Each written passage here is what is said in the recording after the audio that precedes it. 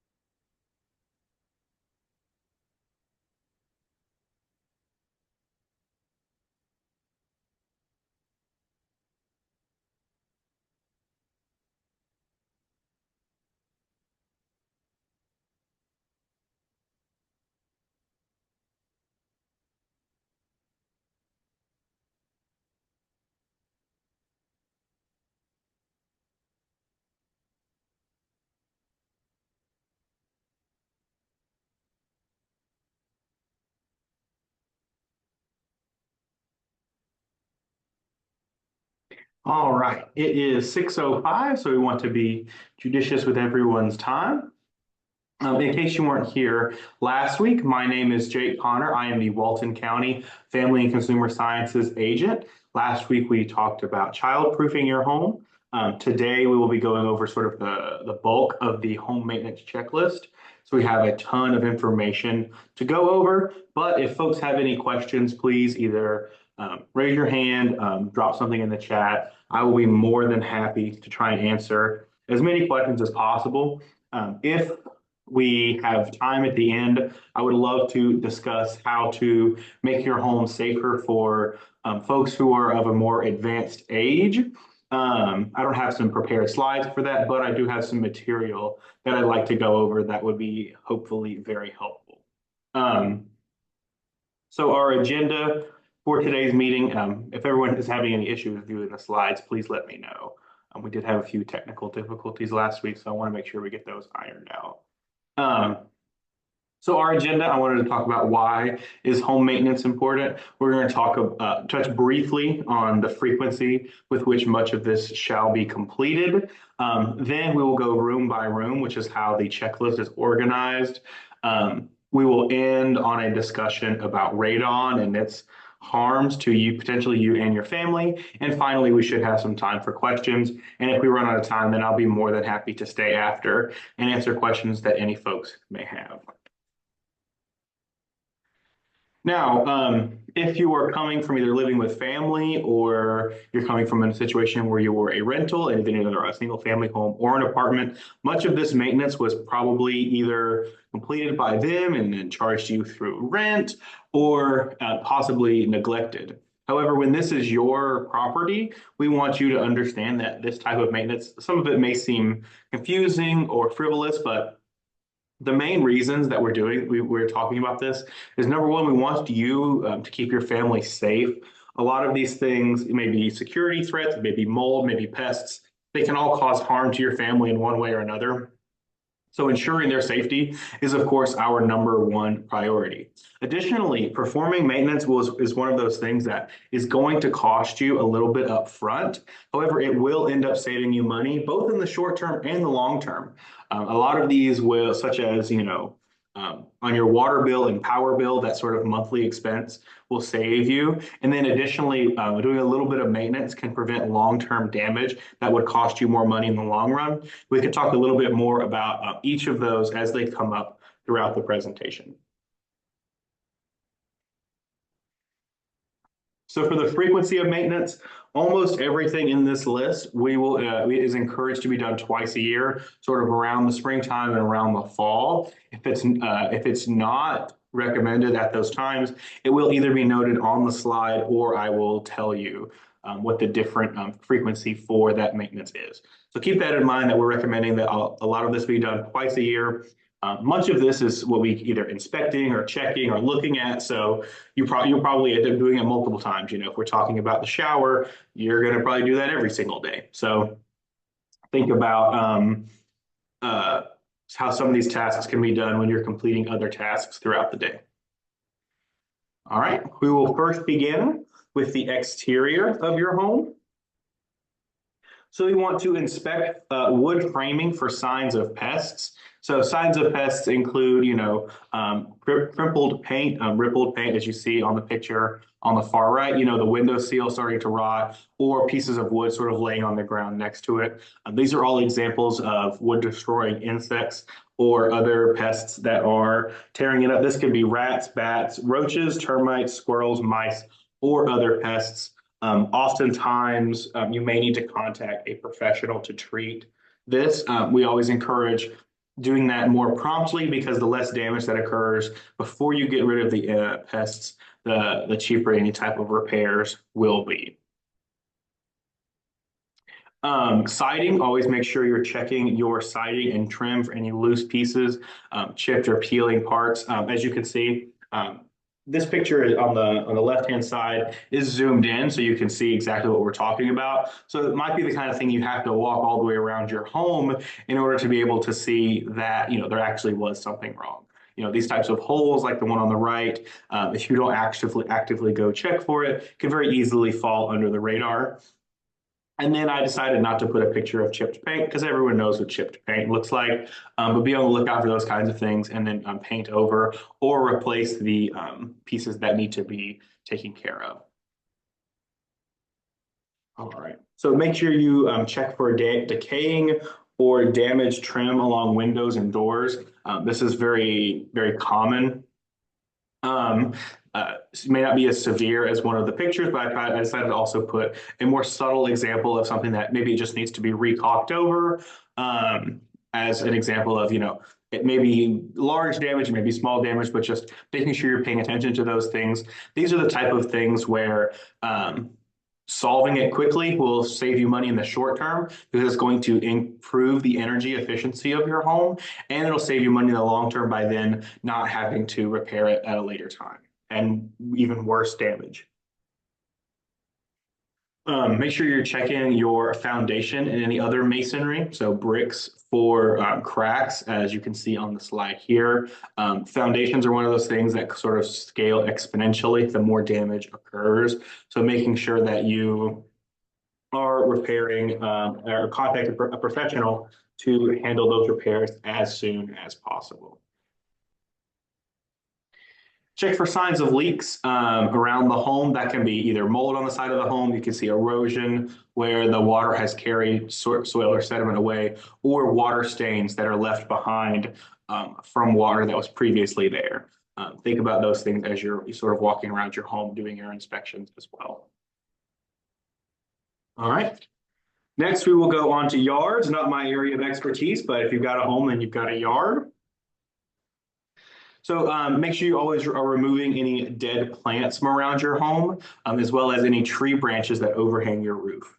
So of course, we have the catastrophic example on the slide here, where a tree or a large limb has fallen on the home, and that can cause quite a bit of damage and quite a bit of headache for your family. But even in the best case scenario, those tree limbs are going to, drop off twigs and leaves. They're just going to make it much more difficult, and you're going to have to clean your gutters much more frequently. So removing those stubborn pieces can save you time and money in the long run, and a lot of hassle if it does fall on your home.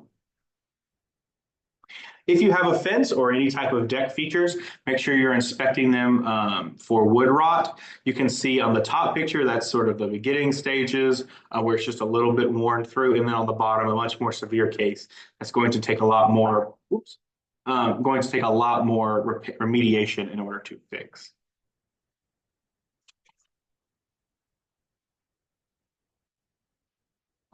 Garden hoses, if you have a garden hose, most folks probably will. Make sure you're checking it out for leaks. Commonly, there will be an issue with the connection to the home. So make sure you're not, sort of losing a ton of water that way. A lot of water right next to your home is generally not a good idea, especially if you have to use your hose a lot.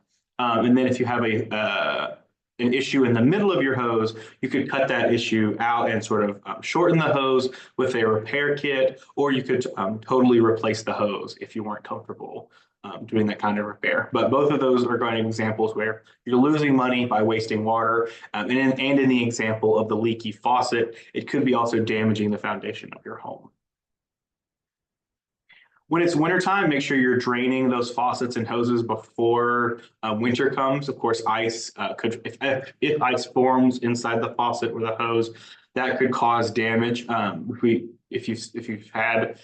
probably seen these little styrofoam cones that can fit on top of the faucet, protect it both from the ice forming as well as keeping any pests from being able to crawl up inside that and make their home for the winter.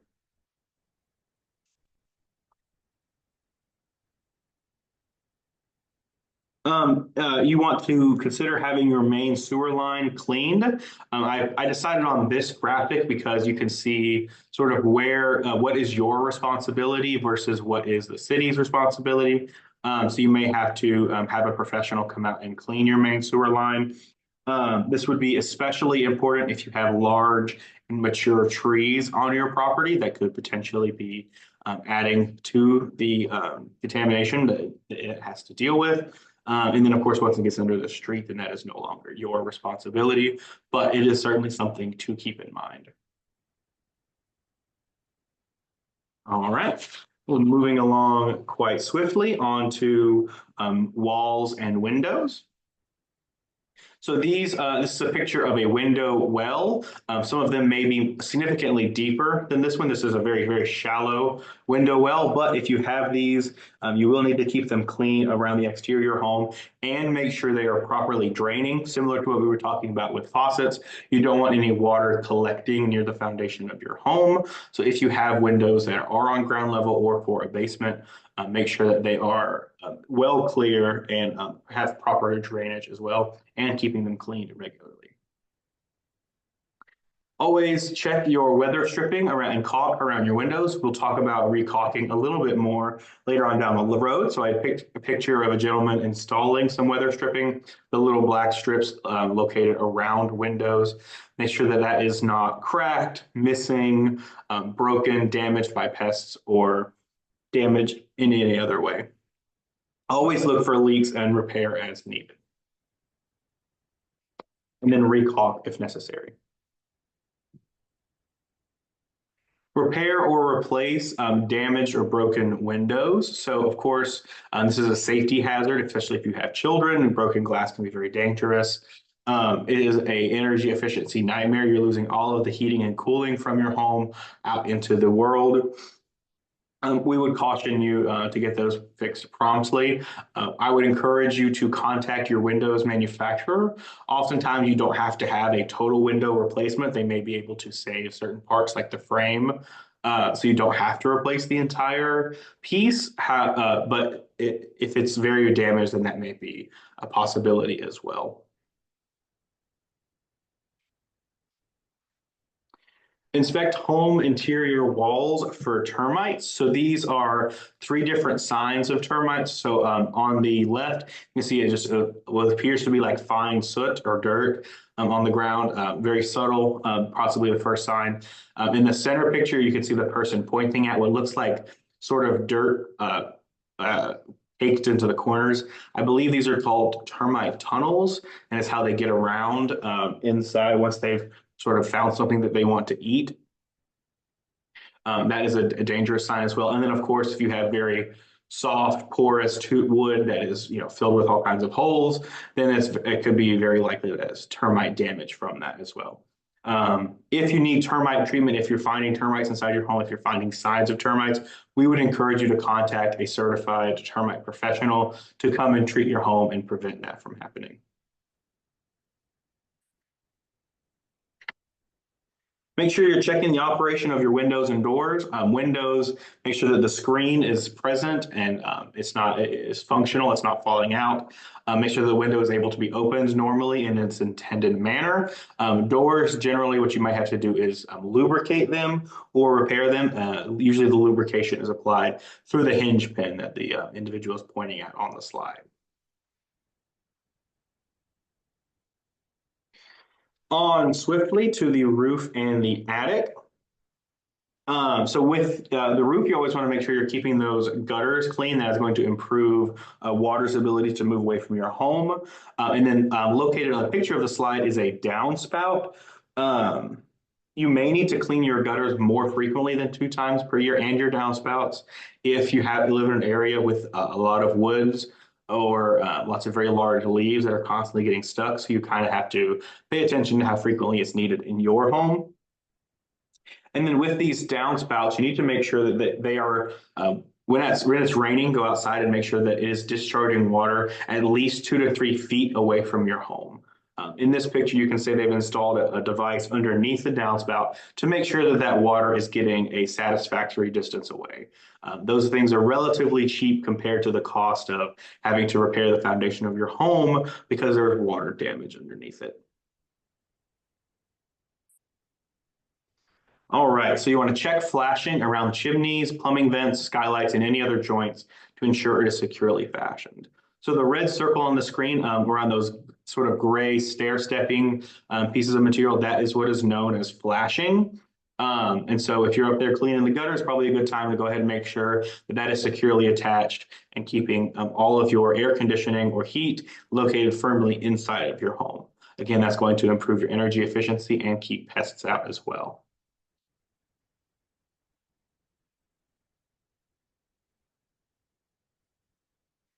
All right, you want to make sure you're inspecting the roof surface, which is going to be the shingles, eaves, and soffits. I did not know what hardly any of these words meant. I knew what shingles were, but if you're curious what the eaves and soffits are, the eaves are the bits of the roof that stick over the edge past the walls of your home, and then the soffits are sort of the piece underneath that. The bottom. So when you're checking the siding is likely when you would check the soffits and the bottom of the eaves, and then you could check the top when you were cleaning out the gutters as well. You may have to require a professional to repair those. All right. Check that attic insulation is in place, add more if needed. Check vents to make sure that they are free of debris and working properly. So in the picture, pests are a concern. So on the picture to the right, you can see that's some sign of something is causing debris to collect on top of the insulation. Obviously, that's not a good sign. So you need to potentially contact a pest control management company in order to deal with those little critters. In the picture on the right, that is moldy insulation. So clearly something is causing moisture to collect in there, maybe a leak, maybe a faulty vent, maybe an inoperable fan. There's too much moisture going on. So we got to figure out what's causing that. You don't want to have any wet, moldy debris, signs of pests, or disturbed in any other way. Generally, installation will last up to 15 years, or if it's been in really good condition, it may last even longer than that, but it eventually may need to be replaced or additional insulation added on top of it if it was in good condition.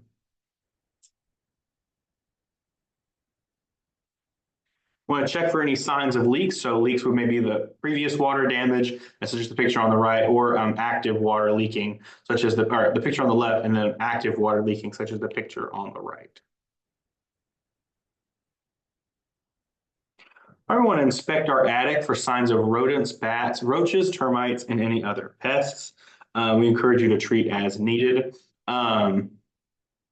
The picture on the left, those are some wonderful bat droppings that have been left. Mouse droppings look very similar, so we would encourage you to contact a professional management company in order to have that managed. However, if you're trying to identify pests, your local extension office may be a good resource as well. The picture on the right, an important reminder is that frayed cords are an example of the types of damage that may be evidence of a pest problem.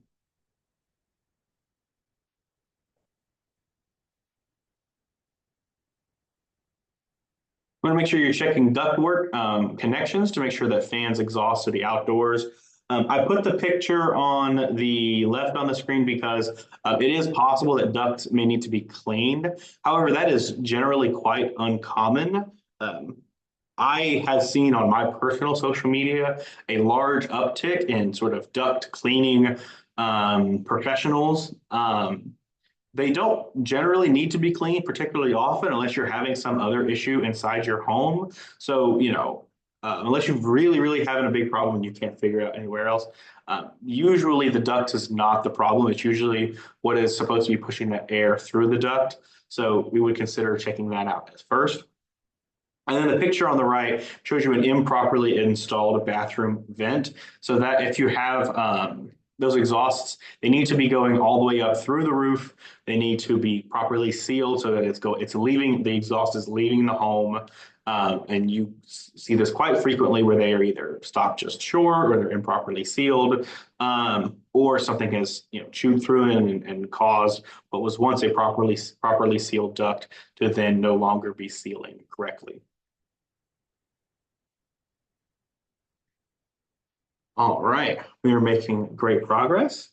I don't see any questions, so we will keep moving right along. We'll continue with some appliances. So you want to check bath and kitchen exhaust fans and make sure you're cleaning the screens. On the slide, you can see an example of an individual taking the screen out of her kitchen exhaust fan. Grease tends to collect on those, and if they aren't clean, they can become a fire hazard. So that's important for protecting the safety of your family, as well as bath exhaust fans. We encourage you to use what we call the toilet paper rule, which is to tear off 2 squares of toilet paper and hold it on one end and hold it up next to the fan. And your bathroom exhaust fan should be able to suck that toilet paper up towards it and suck it onto the exhaust fan. If it's not able to do that, then it needs to be replaced. Additionally, it's always encouraged to run your bathroom exhaust fan anytime there's moisture present, such as the shower being used, which helps prevent mold and other moisture damage. If you have a dehumidifier, you want to make sure you keep the coils clean, make sure that it's operating effectively, and you're placing the filter. On the slide, there is a picture of what we're talking about when we talk about dehumidifier coils, which is the part that does the cooling operation. Those dehumidifiers may require professional maintenance. For example, my wife and I have a crawl space in our home that has a dehumidifier that runs in it. We have to have it serviced annually by a professional. A lot of that has to do with, I don't want to crawl underneath my house in the crawl space. So that's sort of a business decision on our part. For folks with the garbage disposal, make sure you are cleaning that Please be careful. There are all kinds of terrible stories of folks being injured by garbage disposals. If you're sticking your hand in there to clean them, make sure the breaker is turned off. Don't just rely on the switch. There are many different methods available on the internet, so you can choose either the ice or the lemon method. If it's giving off funny smells, vinegar is another excellent option. So again, if you're cleaning the garbage disposal, please be careful. It is very dangerous, but it can be done safely, and it is encouraged to be cleaned twice per year. For your fridge and freezer, make sure you're washing the gasket. You're keeping those coils clean, and you're emptying the drip pan at the bottom. Make sure that the door is sealed. You should be able to, you can take a dollar bill and close it in the door. If you can easily slide that dollar bill out, then it's time to replace the gasket on your fridge. Your refrigerator will last longer if that gasket is replaced, because you're not having to run the condenser as long and as hard. And of course, replacing refrigerators is very expensive, so we'd much rather replace a gasket instead. And you can see the picture on the slide. This individual has circled an issue with their gasket. They would very easily be able to slide a dollar bill out of there. Additionally, you may need to change your water filter. That is going to be sort of a personal preference. In my family, my wife has to have the water filter changed much more frequently than I do. She's more sensitive to the taste of our water. So I was totally fine, but that's something to keep in mind. If you don't like the taste of your water or the taste of your ice, consider changing out the water filter inside of your refrigerator.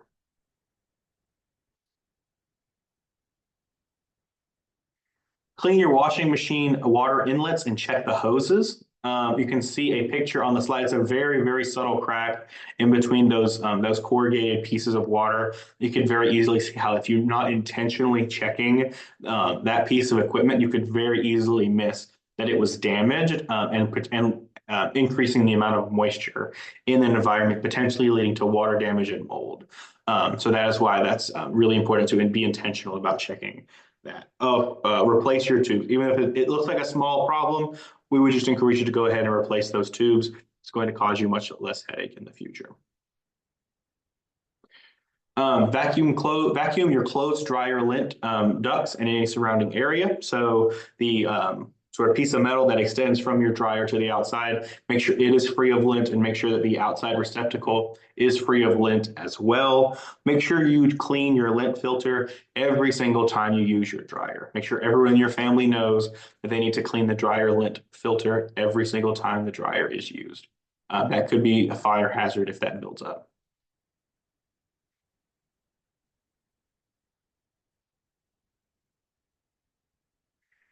All right.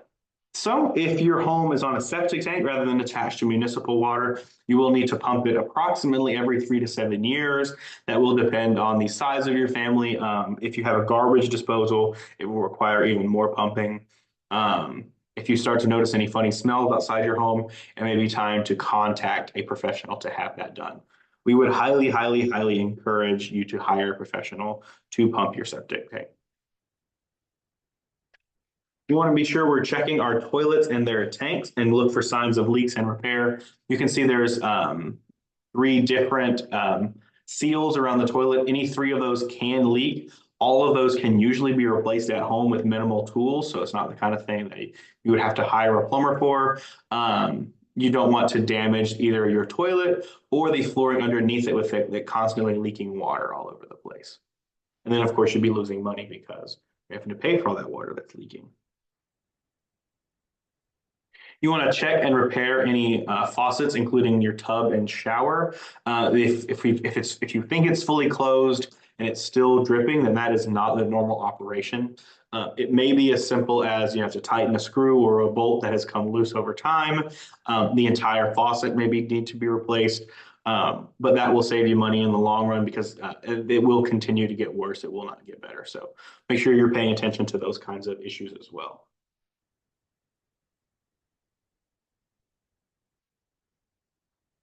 We want to inspect the caulking around and grout around toilets, tubs, showers, and sinks.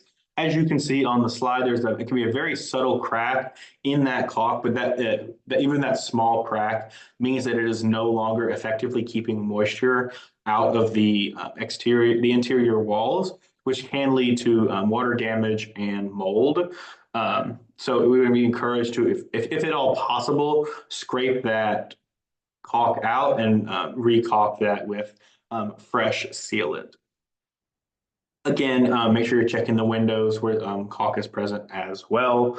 Um, this is one of those things that will save you a lot of money if you go ahead and take care of it now rather than waiting for it to cause damage later on. Remove shower heads and remove any sediment. So this is an example from a sink. However, I thought it would be a great, an over-exaggeration of the kind of sediment that may appear. If you have municipal water, this may not be a particularly big issue for you, but I would encourage you to check at least a few times to make sure no sediment is appearing in your faucet, in your shower and in your other faucets around your home.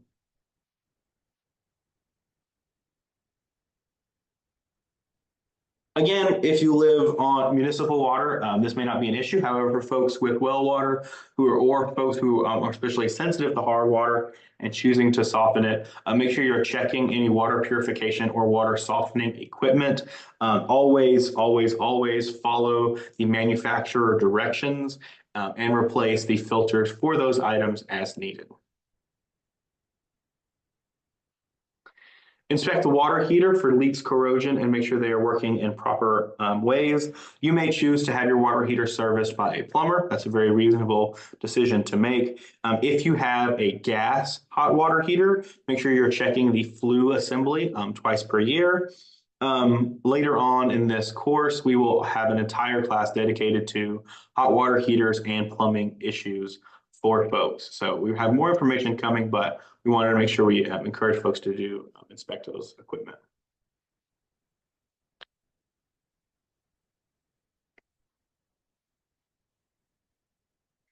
We want to make sure we're checking our water main / meter or well pump for leaks and sweating. So of course, most folks know what leaks are. If you're seeing water coming out or signs that water is coming out when it's used a lot, like the erosion or the mold or other water damage, that could be cause for concern. We encourage you to investigate that further. Sweating is also not recommended. So if you are for sure what that meant on the illustration is two pipes that are sweating, which is basically similar to what you or I would do when we get hot. And that's of course not good because that can still cause that moisture and water damage that we're trying to avoid.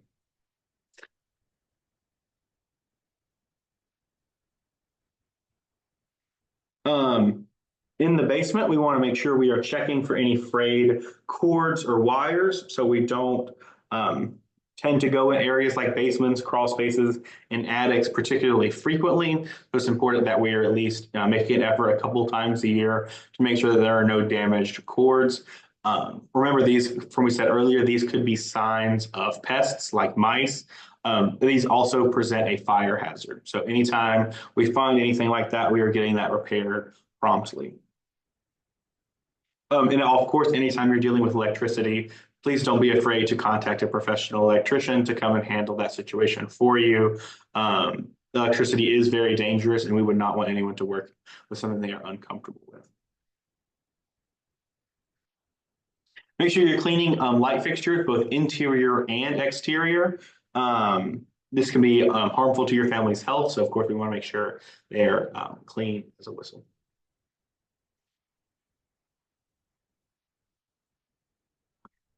Trip your circuit breakers and test ground fault interrupters to ensure proper protection.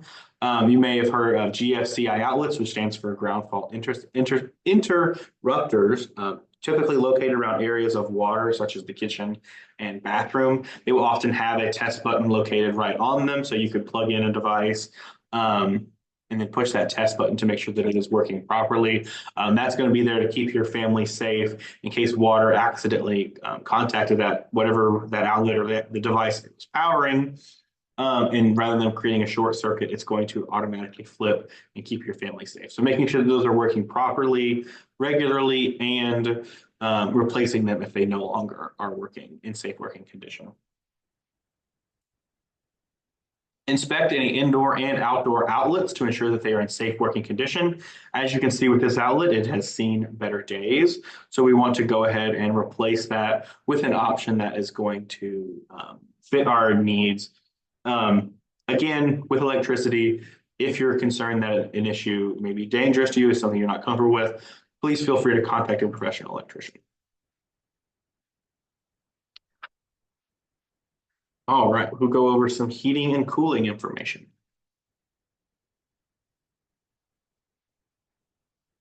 All right, so we want to replace your air filters. The number one cause of ACs failing during the summer or the heating system failing in the winter is that an individual forgot to change their air filter. I had a conversation recently with an HVAC technician, and she told me that even her daughter, her AC stopped working, and she called mom to want to get it fixed. And the issue was that she had not changed her air filter in a very, very long time. UGA Extension recommends replacing your air filters every either 90 days or 3 months, depending on how you choose to remember that. Your family may need to replace it more frequently, depending on if they are sensitive to certain particulate matter. Maybe you have a very large family, maybe you have several pets. That is sort of the standard recommendation is don't let it go more than 3 months without changing it. When you are choosing an air filter, you should be able to hold that air filter up to the light or hold it in front of you. And if you can see your hand through your air filter, it is not high quality enough. So you need to get an air filter that is thick enough that you cannot see your hand on the other side. And then you'll know it is going to be adequately protecting your family. Again, similar to the plumbing, we will have a whole other lesson on HVAC systems and how to prevent asthma symptoms in your family. But this was really important, so we wanted to touch base on it in the checklist here.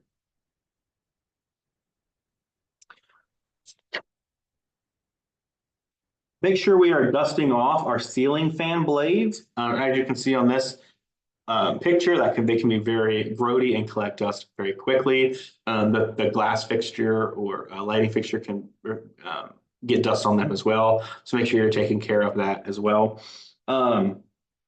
Not necessarily for safety reasons, but for optimal heating and cooling, you want to run your fan counterclockwise during the spring and summer and clockwise during the fall and winter. So that will, changing the directionality of your fans will cool you in the summer and make better, more efficient use of your heating system during the winter.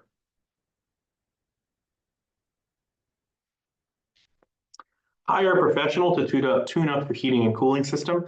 We encourage this twice per year in the spring and fall time. Many heating and cooling organizations will offer some type of discount during those times. They would much rather come do maintenance on your system rather than replace a whole system. Purchasing, this is one of those things that I was, as a homeowner, was a bit wary of. I was not, it feels like everybody's trying to get money out of you, everybody's trying to scam you. But this will both improve the efficiency of your system and help it last as long as possible. So you'll be more comfortable, your system will last longer and save you money in the long term. So this is a great idea for maximizing your investment. And then, of course, hire a professional to do this. If your home has a window air mounting unit, consider either covering, sealing, or removing that unit. As you can see with this window mount unit, you can kind of see into the home, which means that you are losing some of the efficiency from that unit, which is not ideal. Then you're wasting some of your money by the cold air flowing back out into the world. All right, we'll touch on basements and crawl spaces. Always want to look for signs of mold, water damage, or leaks. Mold is going to appear black, generally speaking, or greenish in color. And then you can see an example of water damage on the right where it sort of got underneath the paint and caused it to start peeling. You always want to look for signs of pests and seal any openings that they could get into. Consider rats, bats, roaches, termites, squirrels, mice, and any other pests. Make sure you treat as needed and hire a professional. If your home has a sump, make sure you are checking your sump pump and cleaning it regularly. Your floor drain should also be working properly. Moving on to the garage. If you have a garage door, if you have a garage, you need to make sure your garage door safety is shut off, works correctly. You could do that with, for example, this tricycle is being used to make sure that the laser beam is working correctly. Although you could use other stationary objects as well to ensure its proper operation. Again, you want to look for signs of pests and seal any openings: rats, bats, squirrels, roaches, mice, and other pests. You want to make sure you're cleaning out your garage regularly. You want to properly dispose of paint, paint thinners, household cleaners, and any pesticides. These products may be harmful to your health or your family's health. They may also potentially be flammable, which is, of course, also dangerous. Oftentimes, these products expire relatively quickly, so they may not even serve a purpose for your family anymore, other than being a potential hazard. The EPA, I would encourage you to look at the EPA website or call your local waste management for information on how to properly dispose of these options. This isn't about home maintenance, but if you are in the market and shopping for something like paint thinners, cleaning products, consider disposal when purchasing these, because they can be quite difficult to find a way to safely dispose of them. So purchasing as little as possible for your needs will make sure you don't have to worry about that as much down the road. Of course, we want to check for signs of water damage and leaks.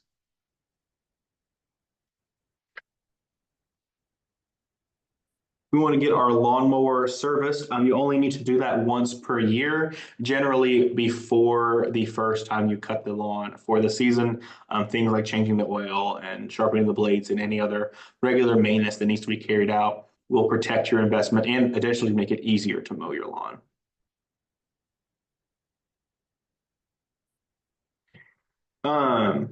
For that lawnmower, you'll likely need gas. So you want to make sure you're keeping your, at the end of the season, you want to make sure you're emptying those gas cans, cleaning them out so that they can be safely stored without being a health hazard to folks in the garage or potentially flammable.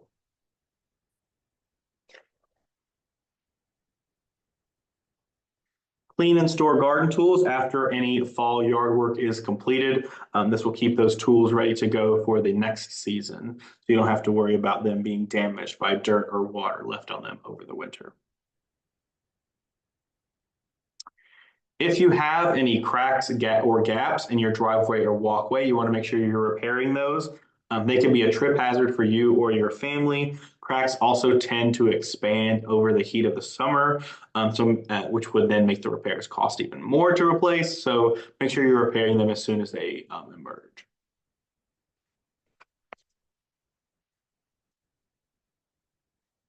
All right, so these aren't strictly speaking maintenance to your home, but they are important parts of keeping your family safe. All right, we want to make sure we have a fire. First of all, we want to make sure we have a fire extinguisher. Then we want to make sure that your fire extinguisher is checked monthly. It may be a good idea to place your fire extinguisher somewhere that you go frequently, such as a pantry or the garage, so that you know, one, know where it is, two, it's easy to access, and three, it can be regularly checked. So you need to make sure that it's fully charged. On this one, you can see it has the green area. You want to make sure that the needle is still in that range.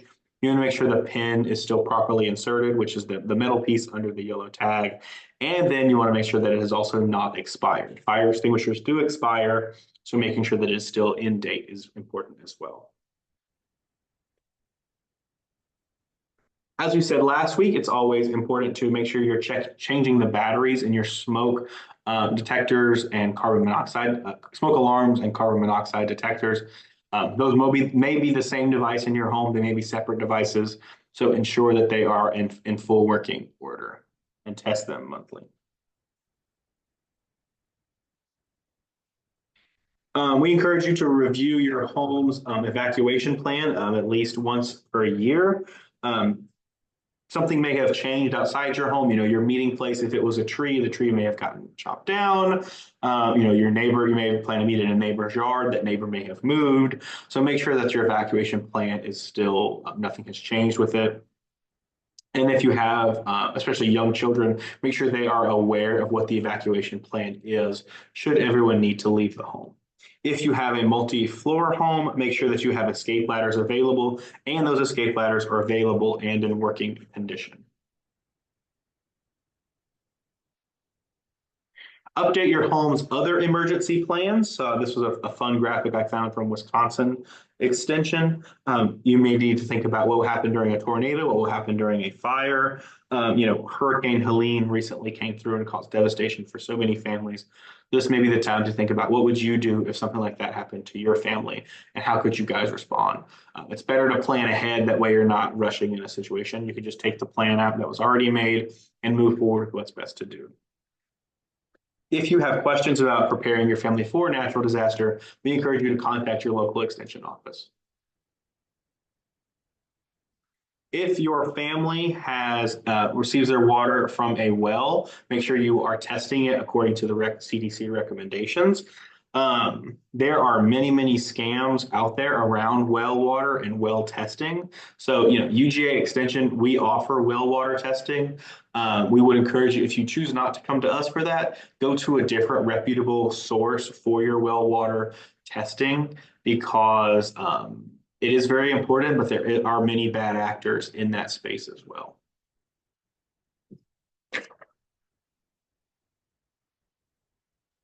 All right, that was the home maintenance checklist.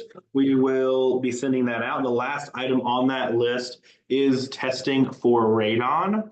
Radon is a flavorless, odorless gas. It is naturally occurring in the soil. If you are familiar with what we call Stone Mountain, if you've been to Stone Mountain, and been on the tour, they'll tell you that that is about 1% of that rock formation is what is sticking out of the ground. So that entire piece of rock extends from the northern part of Alabama up through Georgia, South Carolina, Tennessee, all the way to North Carolina. So it is right beneath our feet, this very large piece of granite. Throughout that piece of granite, there are very small deposits of uranium. If you remember from science class, uranium is radioactive. So some of that uranium is breaking down over time. And part of that breakdown process, it forms radon. It is impossible for you to smell or taste radon. It can only be detected via a specialized testing equipment. What's important to know is that radon is the second leading cause of lung cancer in the United States after smoking cigarettes. So we would encourage everyone to test radon at least once every 2 years. You can we sell tests either on our website, you can come to the extension office to purchase one, or you can go to your local library, and they have a test that you can rent using your library card as well.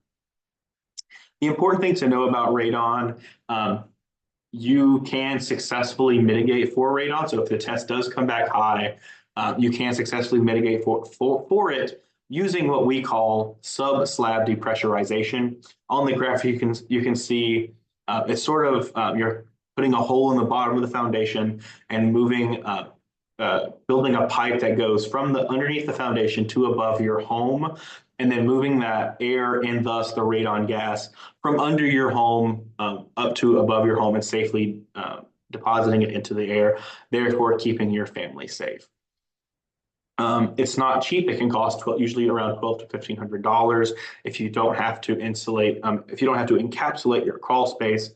But I think that can be very important in the fact that, number one, it keeps your family safe for the entire time that they live there. And two, it is becoming increasingly common for real estate transactions to require radon testing. So it will likely be true that your home will have to be tested at some point, and it will be better to go ahead and have that mitigation in place and have the peace of mind that you don't have to worry about that in the future. For using your test, you want to make sure that you what we call have a closed building for the 12 hours before and during the test. That means do not make any changes to your HVAC. Do not leave your windows or doors open for extended periods of time. We're not asking you to sort of lock yourself inside your home for the entire test, but just try to keep them the openings to a minimum. Make sure you properly fill out all of the information on the test kit, including the time that it was hung up and when it was taken down.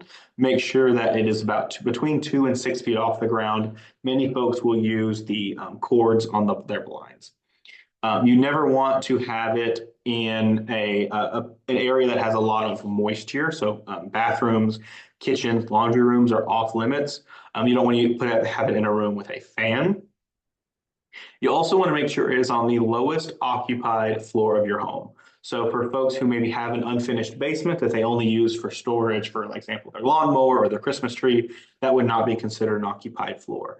However, if it's partially finished and kids will often use that as a playroom, then we would consider that to be an occupied floor, and that is where you would want to do your testing at. For your radon test kit, you want to make sure you keep it up for a minimum of 3 days, no longer than 7 days. We generally recommend 4 to 5 days because that gives you a little bit of wiggle room to get past the 3 days. And then if you forget about it, you'll still have an extra day to go back and get that test kit. If you have any large pieces of stone inside your home, for example, a large fireplace, granite countertops, make sure you're not positioning your test kit over those. Those are not going to be harmful to your health, but they could potentially throw off the test kit. All right, so this is my contact information. If anyone has any questions, I will be more than happy to answer those at this time. If you have a question, but you don't want it to be recorded, please, that'll be totally fine. I will stop the recording in a moment so that folks will be able to ask any types of questions like that as well.